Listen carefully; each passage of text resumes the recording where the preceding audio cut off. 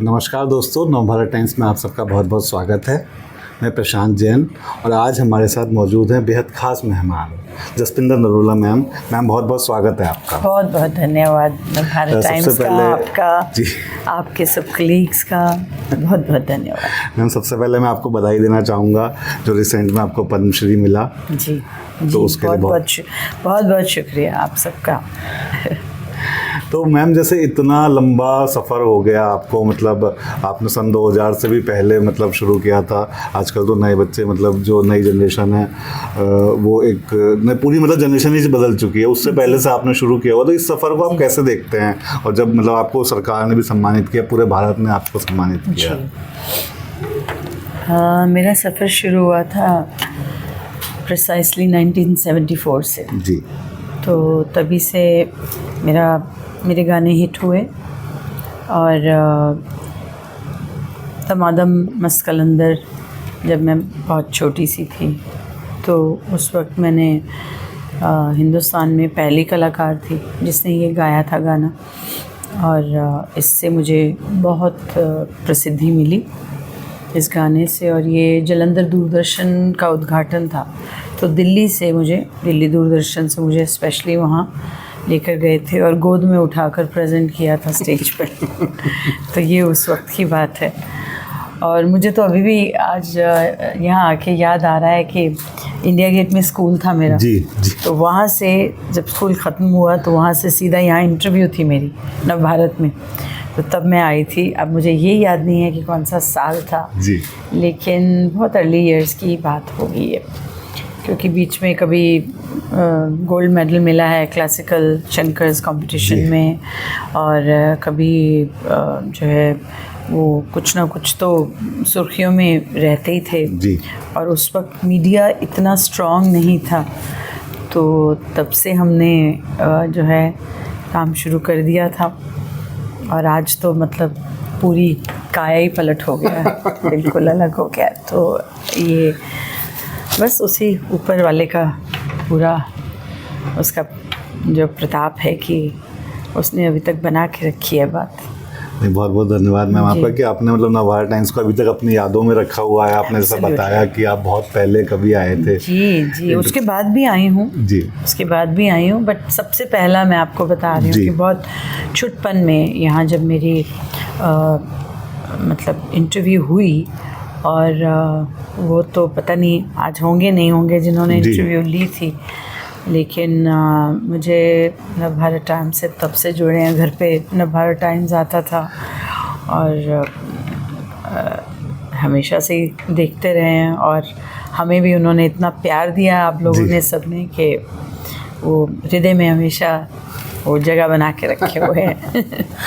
तो मैम जब कोई मतलब आपने जब शुरुआत की तो वो तो ऐसा दौर था जब महिलाएं ज़्यादा आगे बढ़ती भी नहीं थी, मतलब हर फील्ड उनके लिए ओपन भी नहीं था। ऐसे दौर में एक दिल्ली की लड़की ने अपना इतना नाम बनाया, देश दुनिया में नाम कमाया, तो वो किस तरह का मतलब एहसास हुआ करता था उस दौर में? क्या चुनौतियाँ रहा करती थी, कुछ बताएं, मतलब क्योंकि आज के लोग तो वाकिफ़ ही नहीं है उस दौर के चैलेंजेस से। जी, एक्चुअली मेरे माता पिता चूँकि दोनों संगीत में थे, माँ का बहुत बड़ा नाम था और माँ गाती थी, तो इस वजह से शायद मुझे कठिनाई नहीं आई किसी तरह की।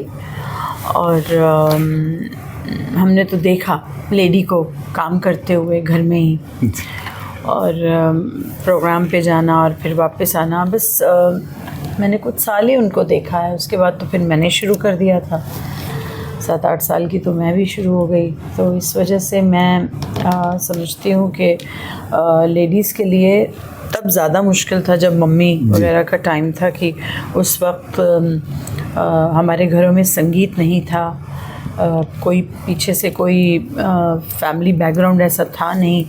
तो मम्मी बताती हैं कि उनकी दादी बहुत बुरा मानती थी कि कहीं भी अगर अपनी फैमिलीज़ में या फ्रेंड सर्कल में कहीं भी मम्मी, बहुत प्यारी आवाज़ थी उनकी, तो सब कहते थे कि मोहिनी गाना गाओ, तो वो अगर गाती थी तो कहते कि दादी की आंखें बस ऐसे हो जाती थी कि क्यों गा रही हो, और मतलब तुम्हारी आवाज़ सबसे ज़्यादा आ रही थी वहाँ।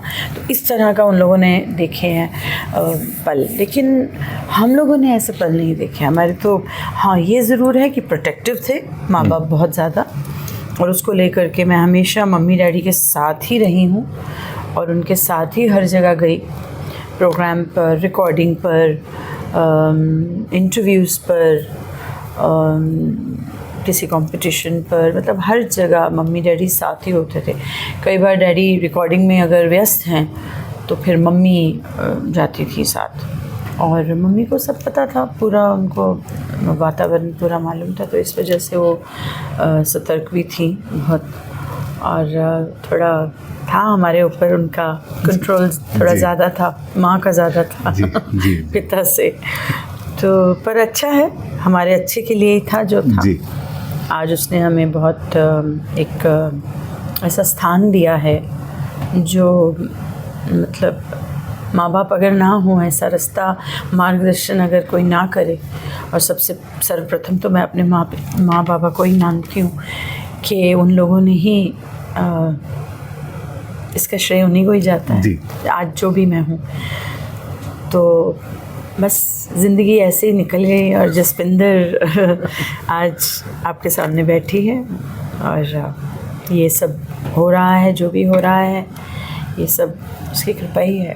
नहीं मैम, बहुत अच्छा, मतलब जसपिंदर आज पद्मश्री डॉक्टर जसपिंदर को मिला है, तो ये तो बहुत आपको मैं और भी बताना चाहूँगी कि पद्मश्री जब अनाउंस हुआ तो उसके बाद मुझे पंजाब यूनिवर्सिटी से फ़ोन आया, वाइस चांसलर ने कहा कि हम आपको कला रत्न देना चाहते हैं, और वो भी प्रेसिडेंट देती हैं। तो मार्च में मुझे वो भी मिला। तो पहले पद्मश्री से पहले कला रत्न मिला पंजाब यूनिवर्सिटी से, और उससे 6 महीना पहले मुझे डीलिट की डिग्री भी मिली है। तो डॉक्टरेट तो मेरे पास थी जी। तो उन्होंने मुझे एक वहाँ डीलिट की डिग्री भी दी जो सेंट्रल पंजाब गवर्नमेंट ने दी। और वहाँ भी वाइस चांसलर जो थे उन्होंने मुझे मतलब इनवाइट किया था, और काफ़ी दिन पहले से ही उन्होंने कहा था कि हम देना चाहते हैं। तो मैंने उनसे कहा कि मेरे पास ऑलरेडी डॉक्टरेट है। तो बोले मैम ये डीलिट है, तो डॉक्टर इन लिटरेचर, तो ये हम आपको देना चाहते हैं। तो मैंने कहा तो ये तो हमारा सौभाग्य कि आपने मुझे इस लायक समझा है, चुना है। तो ये सब चीज़ें जो हैं ये इन 6 महीनों में 8 महीनों में ही हुई। बड़ी कृपा है उसकी, आप सबका आशीर्वाद बस। मैम, आज की लड़कियां जो हैं वो सब सोचते हैं कि आगे हम भी ऐसे इस तरह से करियर बनाए, इतनी ऊंचाइयों पे पहुंचे। तो जैसे अभी आपने बताया कि आपका स्कूल यहीं पास में इंडिया गेट पे था, तो मैं जानना चाहता हूं कि उस दौर की कोई याद आपको याद हो और आप हमारे दर्शकों के साथ साझा करना चाहें। यादें बहुत हैं, 50 साल का करियर है जी, उसमें हर रोज़ काम किया है जी। और हर अच्छी बुरी बात याद है, अब बुरी तो कम है पर अच्छी बहुत याद है। और यही है कि मतलब स्कूल अभी ख़त्म नहीं होता था, बीच में से ही मुझे कई बार शोज़ के लिए जाना पड़ता था, गाड़ी आ जाती थी घर से, और कई बार तो पिताजी खुद आते थे लेने। और फिर हम लोग कभी हरियाणा साइड, कभी पंजाब साइड, कभी यूपी साइड, तो प्रोग्राम्स पे निकल जाते थे। और फिर मैं रात को मतलब शाम को पढ़ती हुई होमवर्क ख़त्म करती जाती थी, और रात में जब वापस लौटती थी तो सोते हुए लौटती थी गाड़ी में। और फिर कभी मम्मी की गोद में, कभी डैडी चला रहे होते थे गाड़ी, तो कई बार डैडी के वहाँ मैंने सर रख लेना। एम्बेसडर गाड़ी थी, लंबी सीट थी, और यहाँ मम्मी थी, पीछे म्यूजिशियन बैठते थे, तो ऐसे बैठ के सो के आती थी। अगले दिन सुबह स्कूल बस पकड़ती थी, और स्नान किए बगैर कभी नहीं जाती थी, बहुत रिलीजियस थी शुरू से। तो मैंने मतलब मम्मी ने कहना ठंड है, जाने दो, रहने दो, शाम को नहाई थी तो नहीं, सुबह नहाए बगैर स्कूल नहीं जाना, और अपना पाठ किए बगैर स्कूल नहीं जाना। तो ये सब करके स्कूल बस पकड़ना, फिर पहुंचकर अपना स्कूल अटेंड करना पूरा। रात रात को प्रोग्राम करती थी, तो समझिए 2-2, 3-3, 4-4 बज जाते थे कई बार। अब वहाँ से निकल के दिल्ली पहुँचना तो थोड़ा टफ़ था, जीवन टफ़ था मेरे लिए। लेकिन मैं समझती हूँ कि ये प्रारब्ध में था, ये मेहनत मुशक्क़त ईश्वर ने मुझे मेहनत से ही देना था सब कुछ। मुझे आराम से बैठे कुछ भी नहीं मिला, सब मेहनत करके मिला है। और I am proud of it. I just look into the mirror and I always, मैं हमेशा नमन करती हूँ और हमेशा ईश्वर को धन्यवाद करती हूँ कि मेरी ज़िंदगी बहुत अच्छी रही है, उसकी बड़ी कृपा रही है। उसने पूरा मुझे, आज भी मैं गाड़ी में आ रही थी, दिल्ली की सड़कें देखती हुई, क्योंकि अब तो दिल्ली से गए हुए मुझे 30 साल हो गए, ज़्यादा ही हो गए। तो मैं देखती हुई आ रही थी, मैं कह रही थी कितनी बदल गई है दिल्ली। ये हनुमान मंदिर जो था यहाँ, जमुना बाज़ार से हमारी स्कूल बस निकलती थी, चांदनी चौक से होते हुए, दरीबा से होते हुए, सब सड़कों से निकलते हुए फिर वो इंडिया गेट की तरफ आती थी। तो मुझे वो सब बातें याद आ रही थी। निगम बोध घाट के आगे से निकली, वहाँ नमन किया, मैंने बोला कितना बदल गया, वहाँ का स्वरूप ही पूरा बदल गया, क्योंकि मैं इस तरफ से आई हूँ मॉडल टाउन से, तो पूरा स्वरूप ही बदल गया है। दिल्ली ऐसी अलग सी लगने लगी है, लेकिन अपनी यादें वाबस्ता हैं। तो वो एक एक चप्पे चप्पे पर पुराना पुल है, तो वहाँ से बस निकलती थी, तो हम जमुना पार रहते थे, तो पुराने पुल कई बार ऐसी वहाँ पर मतलब ट्रैफिक जैम रहती थी कि हम लोग, मतलब ऐसा होता था कि यार पानी नहीं है पास में, तब वाटर बॉटल भी नहीं लेके जाते थे, तो बड़ी प्यास लगती थी। गर्मियों के टाइम कई बार तो बहुत बुरा हाल होता था और ऐसा होता था जल्दी पहुँचे। और यमुना मैया को नमस्कार कर करके मैंने कहना, हे यमुना मैया, मेरे बहन भाई छोटे थे, वो साथ होते थे, तो मैं कहती होती थी कि हे माँ, किसी तरीके अपना पानी पहुँचा दे ऊपर मेरे बहन भाई प्यासे हैं तो ये सब चीज़ें मुझे याद हैं। और बड़ी प्यारी सी मासूमियत वाली जो ज़िंदगी थी। आज बच्चे बहुत तेज़ हैं, ज़िंदगी को और तरह से देखते हैं, पर हम लोग तो माँ बाप के छत्र छाया नीचे ही रहे। और कब तक, जब तक कि मैं इंडस्ट्री नहीं पहुंच गई, मैं डैडी मम्मी की छत्र छाया नीचे थी हमेशा, और उन्होंने कभी अपने से अलग नहीं किया था। कनाडा से जब वापस आई तो उसके बाद मैं अलग हुई, मैं अपने आप पर मैंने किया, नहीं तो उससे पहले जो कमाई भी की, जो किया, वो सब पिताजी के हाथ में था। मैंने कभी उनसे, मतलब हमेशा पैसे मांगा करती थी कि डैडी मुझे 10 रुपये दीजिए या 100 रुपये दीजिए, जो भी उस वक्त ज़रूरत होती थी। तो तब इतने साल कमाने के बाद भी कभी भी ऐसा नहीं सोचा था कि कमाई मेरी है तो मुझे मेरे पास होनी चाहिए, ऐसा कुछ नहीं। आई थिंक सब उनका आशीर्वाद। जी नहीं मैम, आपकी बातों में मुझे सबसे अच्छी चीज़ लगी कि आपका ज़िंदगी को लाइक बहुत पॉजिटिव एटीट्यूड है। आपने जैसे कहा कि यादें हैं, ख़राब भी हैं लेकिन अच्छी ज़्यादा हैं जी, अच्छी यादें याद है। ख़राब तो मुझे ऐसी कुछ याद ही नहीं आती। ईश्वर की बड़ी कृपा रही है कि बहुत संपन्न परिवार में पैदा हुई, और 2 माँ थी मेरे पिताजी की 2 पत्नियाँ थी एक ही घर में, और बड़ी ने हमें पाला, छोटी ने जन्म दिया। छोटी प्रोफेशनल थी, बड़ी हाउसवाइफ थी। तो एक, मतलब मैं अपने आप को कभी कभी कहती हूँ कि मेरी भी श्री कृष्ण जैसी लगन भी मतलब लगन भी वही है जी। और शायद नक्षत्र भी वही है। तो मुझे कभी कभी लगता है श्री कृष्ण की तरह मुझे 2 माँ मिली। और बट शायद उनको, खैर वो तो मतलब प्रभु को तो सब कुछ ही पता है, वो तो जानते हैं सारी सृष्टि को चलाने वाले। लेकिन मैं समझती हूँ कि जब उनकी कथाएं हम सुनते हैं तो उसमें उनको ये पता नहीं था कि यशोदा ने उनको जन्म नहीं दिया था, ऐसा मतलब हम पढ़ने में आता है, जबकि उनको तो सब पता था।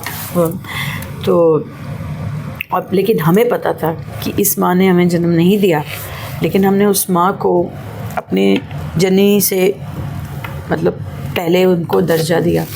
उनको हम सब बहन भाइयों ने और बस जो भी चीज़ होती थी उन्हीं से ही मांगते थे, उन्हीं से ही लेते थे। वही थी जो हमें स्कूल के लिए उठाना, हमें तैयार करना, हमें भेजना, हमें खाना खिलाना, हमारी हर चीज़ का ध्यान रखना, हमारी ट्यूशन, सब कुछ, एवरीथिंग। मम्मी वाज मतलब she was actually who took care of us.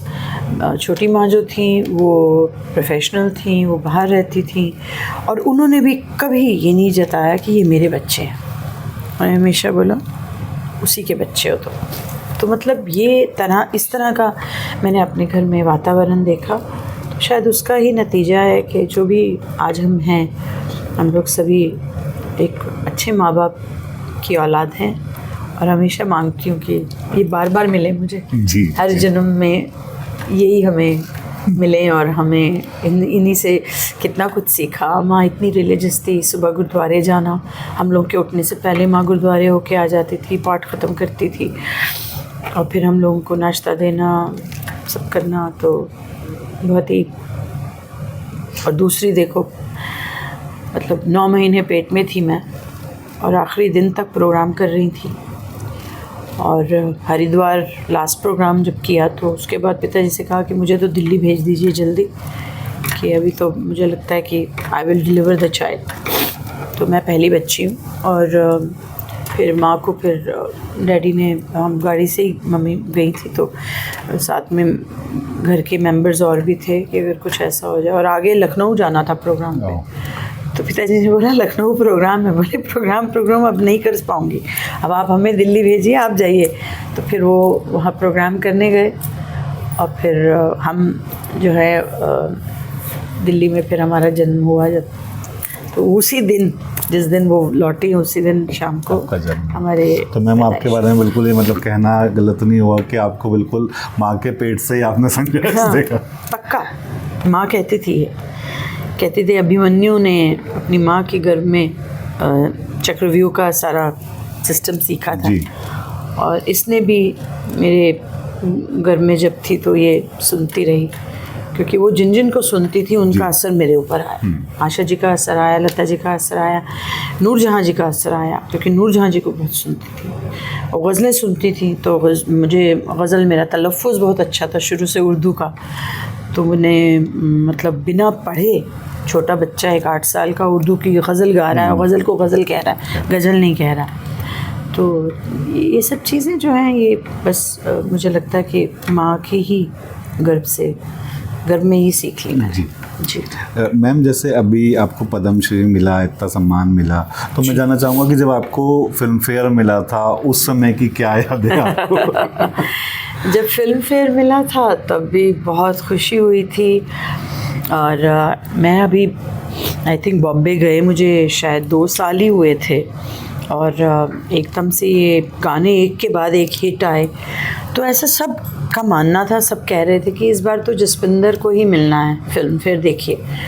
पर मैंने कभी भी ऐसा अहंकार नहीं किया, क्योंकि मुझे पता है प्रारब्ध में है तो मुझे मिलेगा, समय आया है तो मुझे मिलेगा। और अगर समय नहीं है तो मैं कितना भी कुछ कर लूँ, वो चीज़ नहीं होगी जब तक कि उसका समय नहीं आता। हर इंसान को मैं यही कहना चाहूँगी, सब चीज़ समय से होती है। जो लोग बहुत इम्पेशेंट होते हैं या डिप्रेशन में चले जाते हैं या कुछ भी है, मैं उन सब से कहूँगी कि सब चीज़ों का इलाज एक उसी का नाम है, और उसी को याद कीजिए हर वक्त, और उसका धन्यवाद कीजिए, उसने हमें इतना कुछ दिया है। और उसके साथ साथ जो है पेशेंस रखनी बहुत ज़रूरी है, श्रद्धा और सबूरी, जैसा बाबा कहते हैं। तो श्रद्धा और सबूरी उसी तरह हमारे गुरु ग्रंथ साहब में भी है।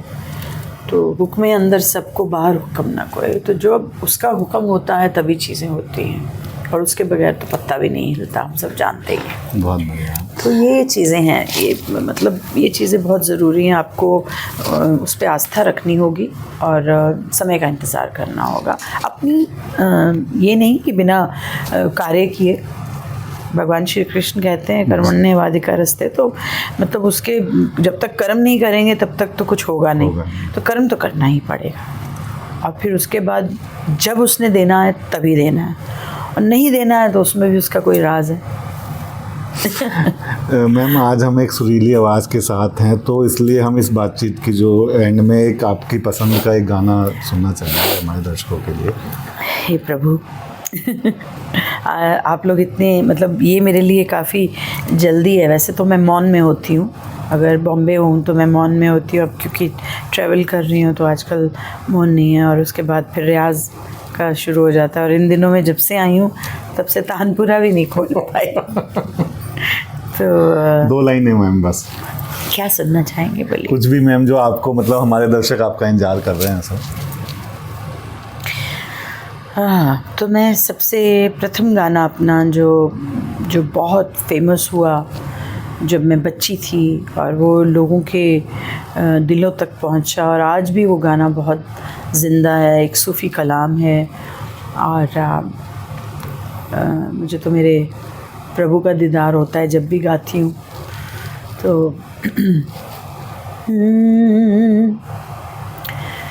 हो लाल मेरी पत रखियो भला झूले लालन, सिंदड़ी दा सेवन दा सखी शाबाज कलंदर, दमादम मस्त कलंदर अली दा पहला लंबर, दमादम मस्त कलंदर अली शाबाज कलंदर। हो लाल मेरी पत रखियो भला झूले लालन, सिंदड़ी दा सेवण दा सखी शाबाज कलंदर, दमादम मस्त कलंदर अली दा पहला लंबर, दमादम मस्त कलंदर अली शाबाज कलंदर। हो लाल मेरी लाल मेरी। बहुत बहुत धन्यवाद मैम, बहुत शुक्रिया मैम हमसे बात करने के लिए। बहुत बहुत धन्यवाद। और मैम